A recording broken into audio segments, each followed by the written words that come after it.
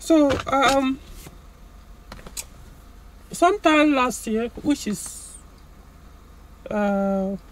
2018. I think it was sometime like November, October. I know it was late 2018. So I was somewhere and somebody called and said he needed to see me. He just imported. In fact, even before he made that call, he had been calling. To summarize it, he ordered for a Peugeot 607 fully used. I don't know, it's like he placed the order directly from Europe and he landed in Lagos or something like that. But when they were transporting him from Lagos to Abuja, that was when he called me. When they wanted to deliver the car to him, he called me and said, okay, the car was in transit and I think they had an overheating issue or supposed overheating issue. He just wanted to find out if truly was overheating or maybe the driver didn't understand the vehicle cooling system. Then when the vehicle eventually landed, a few days later, he bought the car to me. At that time, they have not even registered it. I'm talking about late last year, 2018. Few days ago. Now we are in July. So you do the counting. Probably October or November last year. Not up to 12 months, not up to 1 year. Few days ago, we go up to 7 days. I got a call from the person that, oh, my engine has knocked. A Peugeot 607 V6. Direct fully used. This car, when it was brought to me that time, when it hasn't even been registered, I drove the car. It was like mint. No, seriously, guys, the car was mint. Used vehicle, yes, there's a used Peugeot 607 V6.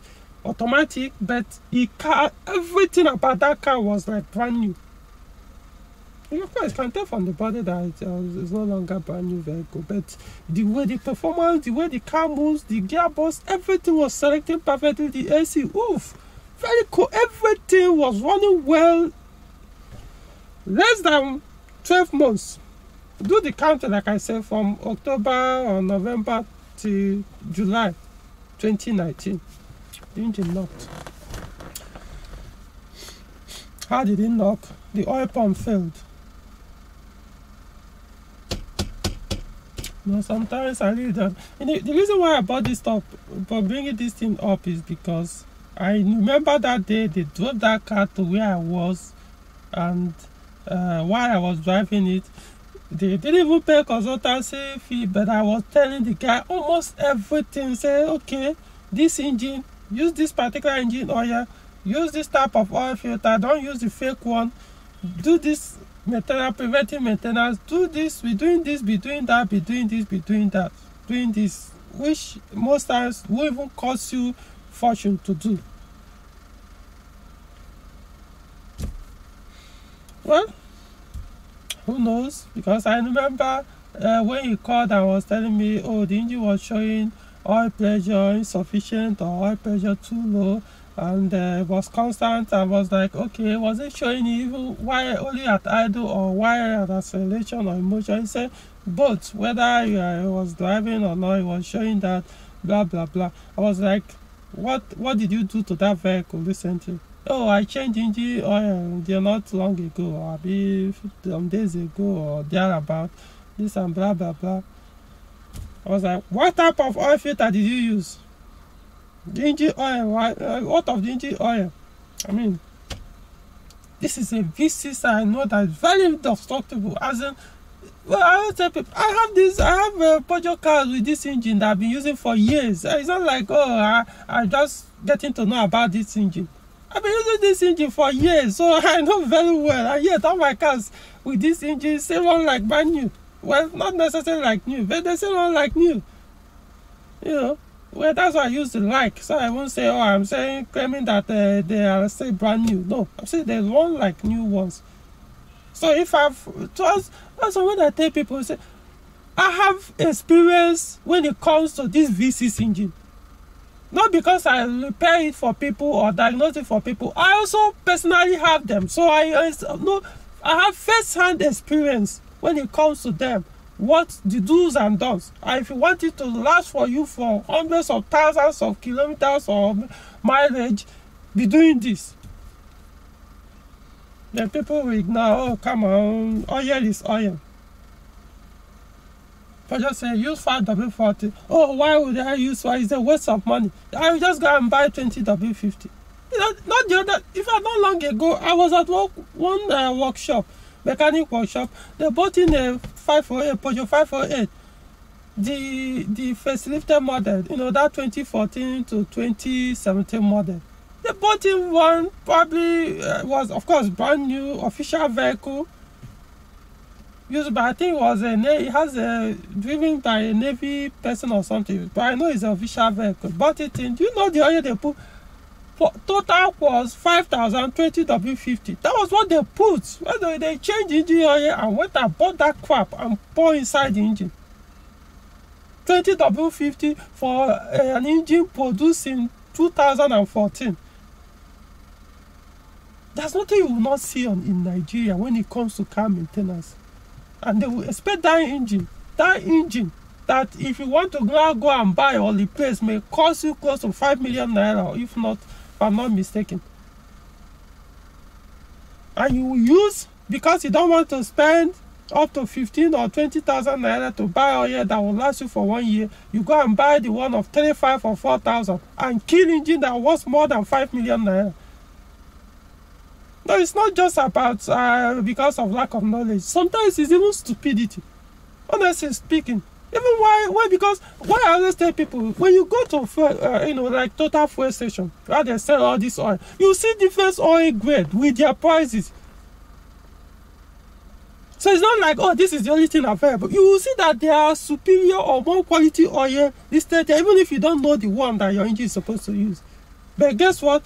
People will now go and look for the cheapest, the lowest grade, the one meant for cars produced in 1960, 1970. That's the one they will go for. Or the one made for motorcycle. I'm not even talking about newer motorcycle. I'm talking about motorcycle used in the 50s, 60s. That's the one they will go for. And then later they will start complaining, oh, because I didn't know now. How can you tell me you didn't know? At least your conscience, your common sense will tell you that this car was over 10 million naira. So the quality of oil should not be among the list or displayed on this shelf. So even if you don't know, you can at least try the most quality one. So, I mean, so the engine is dead. Yesterday, I even confirmed it. They said that the oil pump was not pumping oil. The engine was making all kind of horrible noise. This is a V6 engine that anybody that owns any Peugeot, like 406, 407, 607, 807, that has this V6 engine there, knows how quiet this engine can be. This one was working like, when it started, it was only like that. The oil was not pumping. We even looked at it. It wasn't coming on. It was dead. The oil pump has failed. What do you think would have killed it? Your guess is as good as mine. Guys, be very careful. This guy, if you have a Peugeot car, it's only you that determines how headache or how trouble free or how you stay smiling behind the steering wheel. No other person will decide that for you. You can listen to me. You can choose not to listen. You can take advice from other person. You can do whatever you want. It's your vehicle. But understand that by the time when your issue comes up, you're going to see me giving you cover to go and buy the engine because you made that choice. There are so many places you can get this information. User manual is there. The service manual is there. There are so many forums now online. We can go and ask questions about your vehicle, specifically your engine, your oil, your gearbox, everything. All the information you want, they are there out for you for free. It's not just you have to subscribe to Lion King. No. So many places you can get this information for free. You don't need to hear about Lion Community or Lion King to maintain a Peugeot car. Go on, go everywhere. After all, if you can afford to buy a vehicle, it means you can afford to subscribe, for internet. So if you are going online, what do you do online? If you can't spend some minutes to actually make inquiries about your vehicle online, then what do you do there? Well, the engine is fucked. The owner is running here scatter. It's now begging me, oh, please reduce the price so that I can afford to pay you the labor to change the engine. Well, Just understand that, see, don't mess with your vehicle. If you can't afford to change engine oil with the recommended or quality one when it's due for changing, I will advise you rather park the vehicle, or better still, just manage the vehicle. Maybe you still use it for like a week or so until you can get to afford to change or buy that recommended one or the quality oil. Even if not the exact recommended one, at least they are good alternative. I'm talking about, you look for, okay, this brand is not there, but there's another brand that have the same oil grade with same quality and all that. Fine.